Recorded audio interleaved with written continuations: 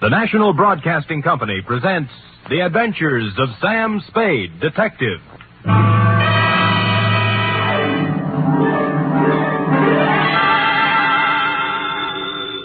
Sam Spade Detective Agency. Me, sweetheart. How was your vacation, Sam? Who said it was a vacation? Well, I thought you said you were going skiing for a weekend. With me, F, it's always work. Do you know you can get killed on skis? If you say so, Sam. Yes. Most people just break their legs. Most people pick some easy little slope, the cowards. But I know a ski run up near a town called Lucerne that's sudden death. I know a ski run called the Backbreaker. Really? How dull. And one they named Suicide Drop. Effie, stop trying to top me. You just can't. This was the deadliest ski country ever seen. You just sit there while I do a Christiania swing down Market Street, a Geländer sprung up the stairs, and a Telmark right through the door with a tale I took out of the deep freeze only last night. The Chateau McLeod caper.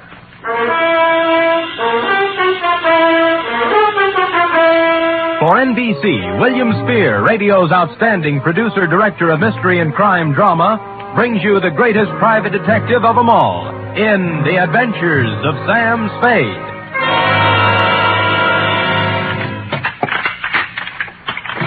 Effie! Oh, Sam. Take off those skis. I just wanted to prove I could do it. I did a herringbone up the stairs. And those clothes. I'll just bet you've rented all those things, Sam. You were never in the snow country at all. So, you don't believe me, huh? Well, here, doubting Effie, I brought you proof. And don't tell me I rented this. A snowball. Yes. Sam! A real snowball. Yes, I brought back 2 of them in a thermos box. Where's the other one? I threw it at a policeman. It was freezing, soaked with water and ice. Oh, Sam, you're wonderful. I can't believe that you had trouble this weekend. Oh, no? You cut that snowball open and you'll find a blood-stained bullet inside of it. And behind the bullet lies a tale. Ready? I'm always ready, Sam. Yes. Date, fill at M2, Sierra County Sheriff's Office, Lucerne, California. From Samuel Spade, San Francisco, license number 1375596. Subject, the Chateau McLeod caper. Dear Sheriff, you run a neat little cobby up there at Sierra, and I hate to be snide, but when my train steamed into the cold mountain air of your lovely little village of Lucerne, I knew the chill of death was afoot. It had to be. The place was too beautiful to last. The background hills were right out of the Alps. The snow from Grandma Moses and the rustic buildings that snuggled under the mantle of white were just too cute for words. It was abnormally perfect. Something had to give. Well, You were the only young man who got off the train. Are you from McLeod? well, I'm supposed to find a Chateau McLeod. Oh, what do you know? I got the right man on the first try. Good. Rufus sent me down to pick you up. You could pick me up almost any time. Well, that took a little chill off the day. Shall we go? Ooh, mush. Mush.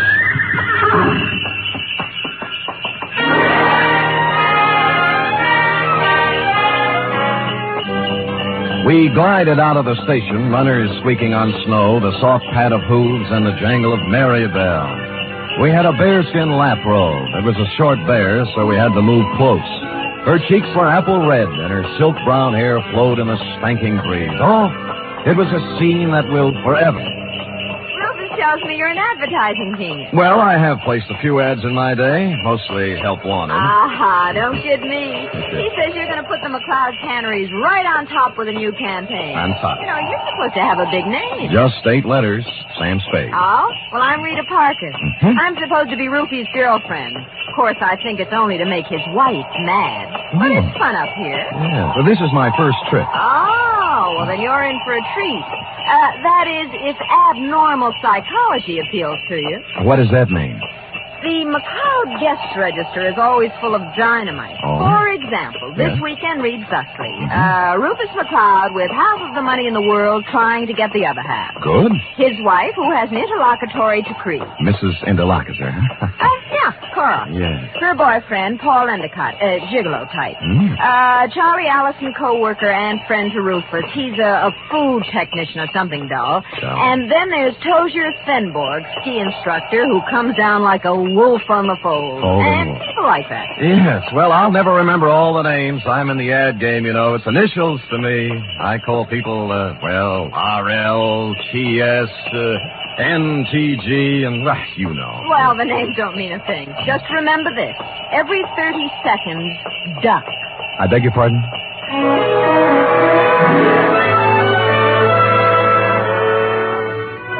The McLeod estate was 8 miles out of town, and it seemed we were there in no time at all. Rita Parker hustled the Alpine buckboard and mare into a stable while I went up to the chateau to meet my employer, Rufus McLeod. It was more of a Swiss chalet, you know, where the second floor is larger than the first, and I guarantee that no one in Switzerland could have afforded this chalet, even with the second floor the same size as the first. I walked in and found Rufus, big and red-faced, standing in front of a fireplace that could easily have roasted a brace of oxen, rump to rump. Of course, you're Sam Spade. I am, Mr. McLeod. You came at an opportune time. There's no one around to overhear our conversation. I suppose you wonder why I hired a detective for a place like this. Well, not especially. I go where the people go, and the money. You'll be paid well for your time and trouble. I must be quick. In essence, this is my situation. Yes. Earlier this week, I received an anonymous letter saying that if I invited the guest list I'd planned for this weekend, there might be serious trouble. Here's the letter. Keep it to yourself. It's a Los Angeles postmark. I see. Well, we might start by tracing down this typewriter through an L.A. detective agency. Every one of my charming guests is from Los Angeles. One of them wrote it, if you ask me. Very likely. I want to know who wrote it, if I can, but more than that, I wonder what serious trouble the writer is referring to. The girl you sent to pick me up said you had a very volatile group of people assembled. Yeah, perhaps they're high-strung individuals, but they're civilized. I'm sure their conflict would never get beyond a cutting phrase or two, or perhaps a punch thrown here or there. Well, then you really don't believe you'll have any trouble? Yeah, I don't know. I thought it would be advisable to have a man like yourself around. Yes. One who deals in trouble professionally. Perhaps if things do get out of line, you can help repair the damages or even prevent things from occurring. Well, I'll do my best, Mr. McLeod, but it's not easy to look for something when you don't know what you're looking for. Oh, here they come, Spade. Oh. Back from the ski runs. Oh, I told them you were handling an advertising campaign for my canneries.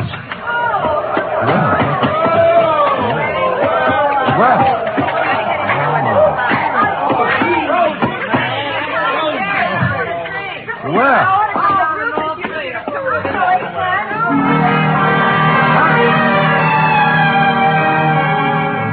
They came stamping in, pulling off gloves, unzipping parkas, and if it hadn't been for the grown-up dialogue, looking all the while like a group of carefree children, it was hard to believe that the chill of death was also in them even then.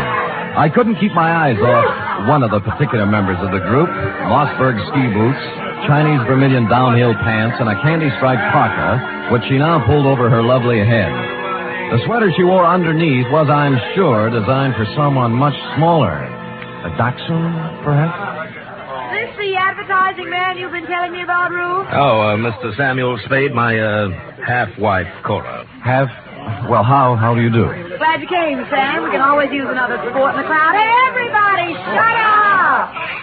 Introducing the incomparable, fabulous Mr. Samuel Spade. Hiya, Sam. I'll give him to you fast, Sam. Me, Paul Endicott, Rita Parker, Charlie Allison, Tosia Finborg. Charlie's the one who doesn't ski. I'll take snowshoes any day. I can't get anywhere in snowshoes. You've heard, perhaps, of the tortoise and the hare? Rufus, ring for some drinks. Tom and Jerry's, hot toddies, coffee, God, something. We're having hot buttered rum. The stuff's warming in the kitchen. Well, get it up, get it up. Right away, Cora. And as for the rest of you, ready?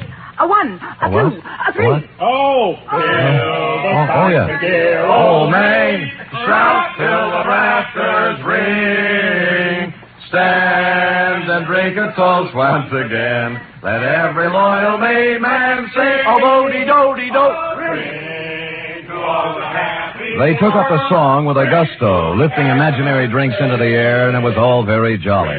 For a party that was supposed to be fraught with danger, this one certainly started out in just the opposite direction. The drinks came, and things got even merrier. Lunch was served, and afterwards I slipped into some outdoor gear and strapped on some skis. Everybody scattered different directions. Rufus McLeod and I skied to a place 3 miles away called the Halfway Cabin. Between the chateau and the cabin was a small lake called Royal Lake, completely frozen over. Rufus stood in front of the cabin, firing a .30-30 at a target set up down in the woods to the east. What do you see through the glasses, Spade? 2 bullseyes and nothing outside of the 8-ring. That's great offhand shooting at this range and standing on skis. Well, I can do much better than that. Watch this. See that silver tip on that big Norwegian fur over there? Yeah? I'll cut it off. Hey, look out! What? Well, he came swooping out of nowhere, Spade. I swear he did. Oh, I think you hit him. Who is it? It's Paul Endicott. No, he's up. Good. There's Cora with him. You told me nobody was supposed to be skiing in that area. Yeah, they're not. Well, here he comes, and he looks plenty mad. What do I care about him? He's just after Cora for the money I give her, that's all. You're going to kill me, you stupid fool. You weren't supposed to be skiing there, Endicott, and it was an accident. Yeah? Well, that was no accident. All right. You keep Knock off out the of this. punches. You keep out or I'll throw one at you. Oh, that I'd love. Paul, now stop it. And the rest of you, quit acting like children. Your boyfriend threw a sucker punch at me, Cora, and even if he is my guest, there's a limit to hospitality. I don't call one punch an even trade for a 30-30 bullet. You weren't hit, so don't start crying. Rufus, I have the feeling you wouldn't mind if he were hit. You wouldn't mind at all. Paul, I've just decided I don't like you without a mustache.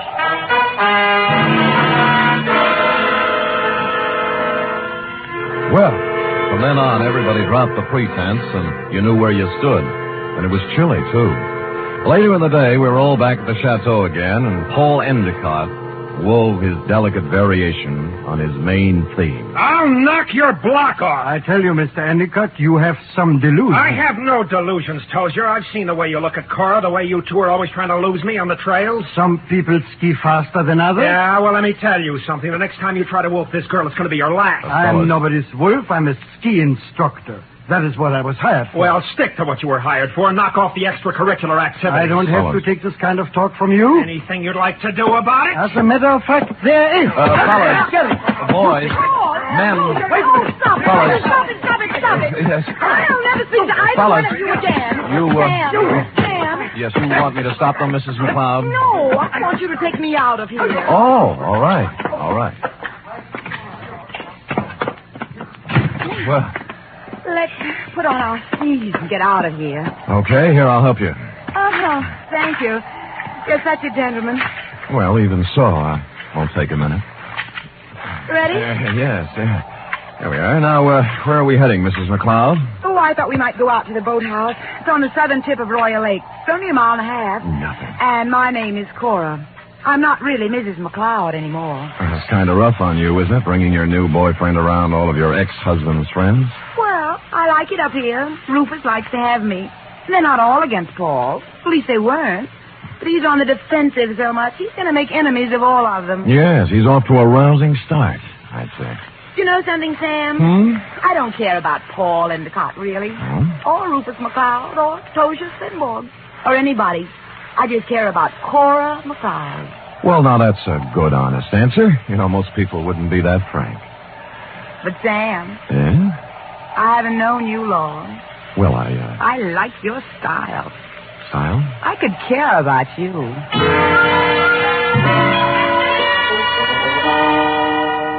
It broke my heart not to stop right there on the trail and kiss her because that's what she wanted me to do. So that's why I didn't do it. And I'll never turn down anything better. Well, next scene, a boathouse. And when we got there, it was not at all the way I thought. The food technician and close friend of Rufus McLeod was there, working on something that baffled me at first. It's an ice boat, Mr. Spade. That's what it is. Belongs to Rufus. Yeah, I don't think I've ever seen one up close before. I'd take you for a ride, but this one needs a lot of work before anybody could use it. I'm just puttering. What prompted you to come out here, Cora? Because Paul and Tozier Svenborg got in a fight over me, and I got tired of the whole thing. Sam and I went out for some air. Oh. Well, glad you did. I was getting a bit lonesome. You see, Sam, they always leave me in a cloud of snow on their skis, and I just plod along on snowshoes all by myself. Well, maybe we can go walking together sometime. I used to be able to shake a pretty good snowshoe. It's a deal. Tomorrow morning, I'll show you the place. Sam, I think I'll stick around here and help Charlie with the ice boat. Oh. Unless you're crazy about ice boats, why don't you go back to the chateau? We'll be there in time for dinner. Well, I don't need any engraved exvitation. I hope you catch a common cold.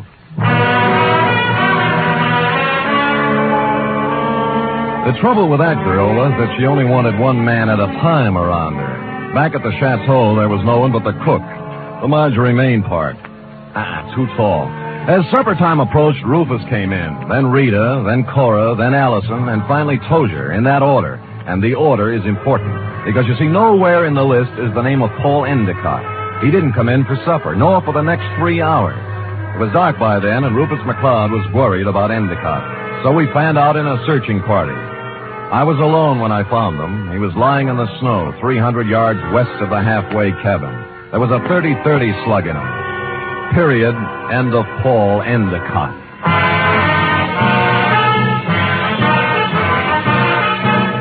You are listening to the weekly adventure of radio's most famous detective, Sam Spade.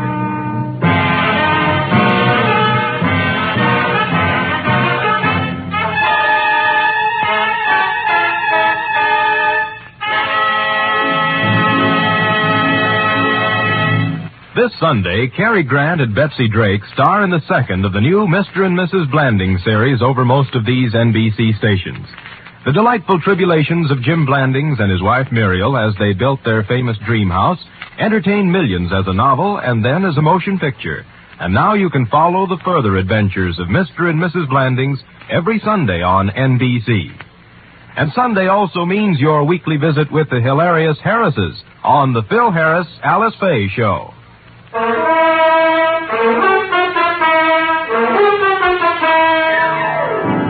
And now back to the Chateau McLeod caper, tonight's adventure with Sam Spade.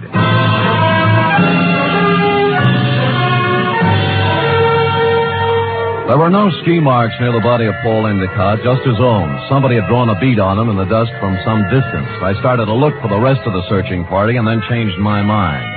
If the body of Endicott wasn't found, the murderer might wonder what happened to it, get worried, and make a mistake. So I picked him up, carried him to a small cave I found, covered the entrance with snow, brushed over the ski marks, and went back to the chateau. One by one, they all showed up, discouraged. We can't, dear Buck. We have to keep looking. I know how you feel, Cora, darling. It's too dark. We'll try tomorrow. Oh, don't worry about him. Paul can take care of himself. How can he take care of himself, Miss Parker, if he got lost? Who said he got lost? I am assuming. I think we're all assuming too much. I'm sure that it's nothing to worry about. If I know Paul, he'll show up tomorrow with some tall tale to tell. What do you think, Mr. Spade? What does an advertising executive know? Cora, your manners. A sponsor might be listening. Oh, I'm sorry, Sam. I'm upset. Okay. Frankly, I don't know what to think. But if I were a detective, I'd hazard a guess that Paul met with foul play. Oh, nonsense, Spade, nonsense. Come on, everybody, let's have a drink and have some fun.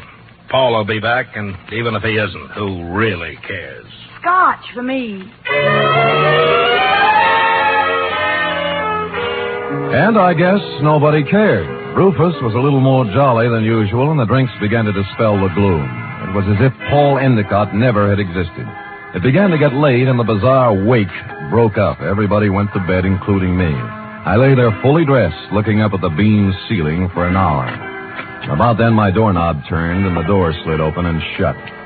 Someone moved quietly into my bed as I was sliding my .38 out of its holster. Sam, me, Rita. Oh. Are you awake? Yeah, I wasn't even under the covers. Mind if I sit down here? Not a bit. Sam. Sam, I'm scared. I wish I could leave here. Oh, what's the matter? Paul's dead. I know he is. He didn't mean anything to me one way or the other, but I know he's dead. Anything to back up your feeling? I guess not. It's just something I'm sure of. Why'd you come to me? Because you're really a detective, and I know it. Oh, me? Now, you handled a case for my father once. You just don't remember me. All right, I'm a detective. Rufus hired me because he expected trouble. Sam, I'll tell you something about Paul. Yeah? Cora didn't really like him. They were always fighting. She only cares about herself, so she said. Tell me, what kind of a car does Paul drive? It's a yellow convertible, but it's still in the garage. I checked. Any other cars missing? No, they're all there. Oh, and I found out something else. What? Before supper, there was a gun missing from Rufus's gun rack. It's back now. Mm-hmm. Anything else? That's all I know, Sam, except that Paul's dead. I know it. I wish I'd never come up here.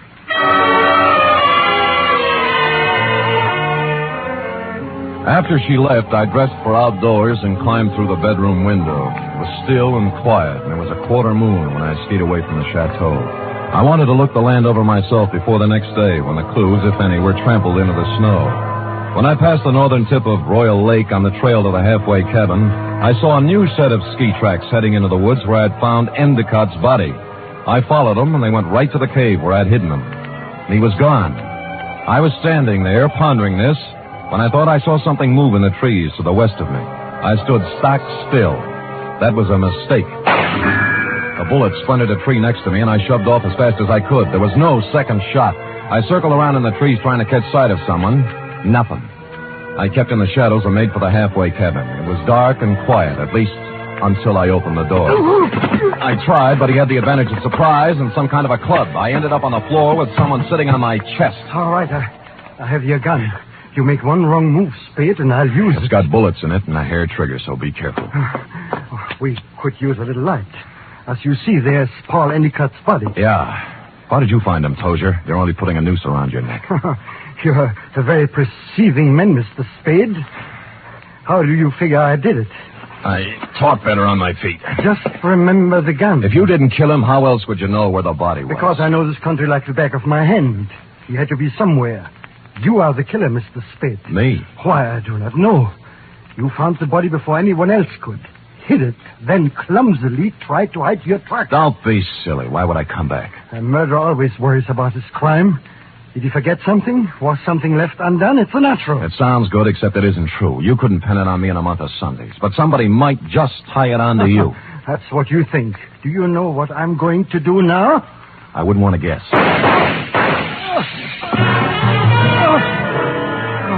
The shots came pouring in through the window, and Tozier Svenborg went down. I saw the flash of a face outside and was gone. I kicked at the lamp, threw the place into darkness, and lay on the floor. Then I crawled over to Svenborg and took my gun back. Well, that was a surprise. It hurt quite a bit. Where'd you get it? Oh, somewhere in the back. Let me see. It's at the shoulder level. But he won't die anyway. I'm afraid I misjudged you, Mr. Spade. Go after him. Go after him and catch whoever it was. I can't leave you here. I'll take care of myself. Just leave me your gun for protection. No, I'll stay. Go, please, while there's time. Or are you afraid? I was, but I gave him my gun and left. Outside, there were many ski tracks, but a fresh set led left from the halfway cabin down. They went right to the edge of Royal Lake and then stopped. There were no marks of ski poles on the ice, so I followed the shoreline, looking for some kind of a clue. It wasn't until I reached the southern tip of Royal Lake that my effort was rewarded. Leading up from the ice were a set of footprints, then a set of ski marks. They led to the boathouse. Inside, I found two interesting items. One, a dismantled ice boat with fresh ice on the runners. Two, a pair of skis with snow in the grooves. I made my way along the beaten path back to the chateau. Circled it once, found interesting item number 3, and went in. Well, what were you doing up, Spade? Did you hear the shots, too? Yeah, I thought I'd look around. Cold.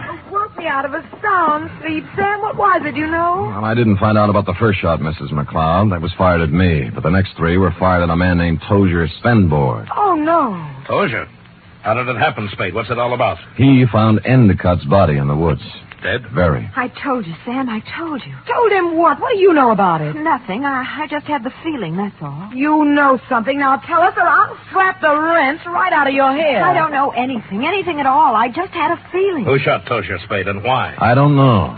I was standing with him in the halfway cabin. Somebody shot through the window. Didn't you see them? Don't you know who it was? I was too busy ducking to look.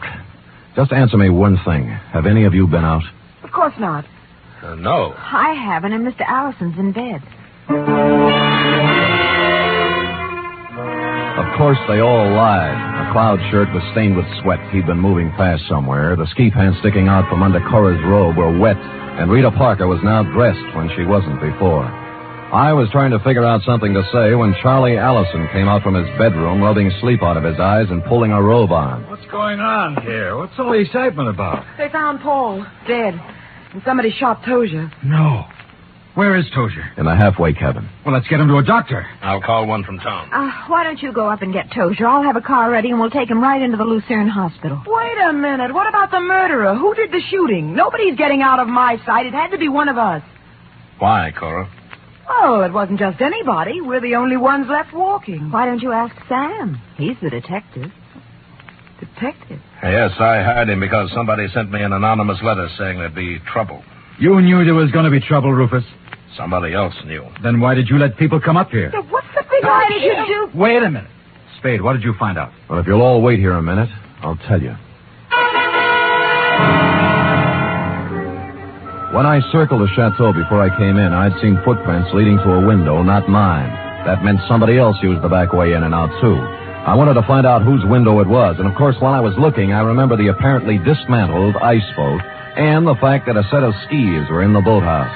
It took me about a minute to find the right room, but somebody knew it. All right, Spade, stand where you are. Allison, you might be a great food technician, but you're a lousy killer. Yeah, well, at least he didn't get her. Neither will you.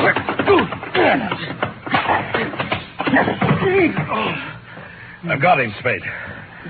All right, come on, stand up. Come on. You sap. Cora, huh? You think you could get her by killing somebody? Shut up, leave me alone. I'm sorry for you. Sorry for anyone that ever knew her. I'm sorry for myself. She loves me, you fool. What's the matter? I was sound asleep. We found our killer, Mrs. McLeod. Charlie? Yes, baby, Oh, Rufus, it's been a long day. I need a drink.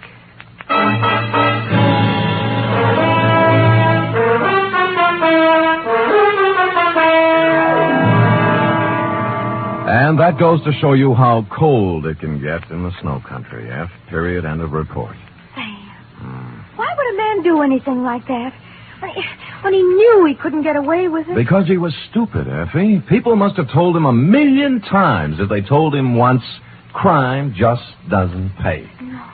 Yes. Now, go type that up, will you? Go on, scamper, scamper. Woof.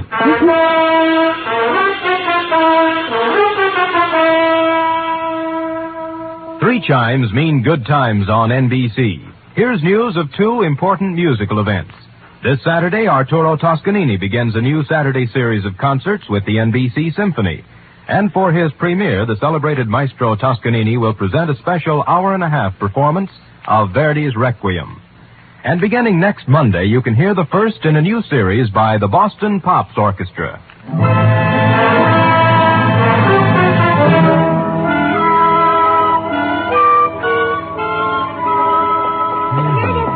All typed up. All but the P.S. page, that is.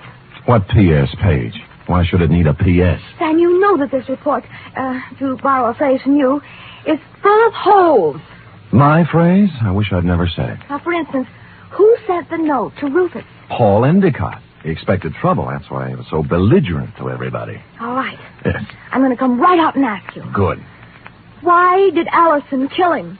Well, I thought it was rather obvious, Effie. Cora was leaving Rufus McLeod for Allison, but because Allison worked for McLeod until Cora's divorce was final, they didn't want Rufus to know about it. So they used Paul Endicott as a decoy love affair. But I'll bet Endicott didn't want to give Cora up. I'll bet that was it, Sam. Effie, I don't know how you ever guessed. Endicott saw in it a chance to pick up a buck with a little blackmail. It was just a wild guess, Sam. Yes. And, of course, Allison did ski, didn't he? What do you think? Well, how else could he get around so fast? And he made such a point about those snowshoes. Sam? Yes? If I'd written the caper, I'd have covered that up a little. Come here. Oh, I'm sorry, Sam. I guess I shouldn't have said that. You certainly should not have. You know there's only one thing around here you're supposed to say. Yes, Sam, I know. Shall I say it? Make it fast. Good night, Sam. Good night, sweetheart.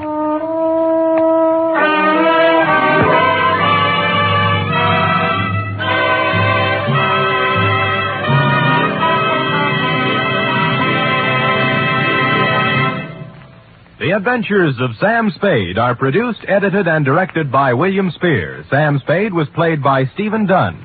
Lorene Tuttle is Effie. Script for tonight's adventure by John Michael Hayes. Musical scoring by Lud Gluskin, conducted by Robert Armbruster.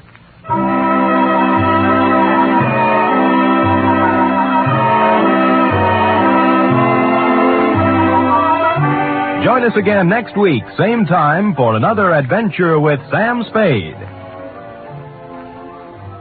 Do you keep an appointment book? In 1950, 30,000 people kept an appointment they hadn't bargained for with infantile paralysis. And 4 out of 5 of these were helped with March of Dimes money. We must go on helping, yet we also must be prepared for what may come in this year. March of Dimes is your way of fighting infantile paralysis. Give all you can to your local March of Dimes headquarters. Join the 1951 March of Dimes today. The Magnificent Montague next, then it's Duffy's Tavern on NBC.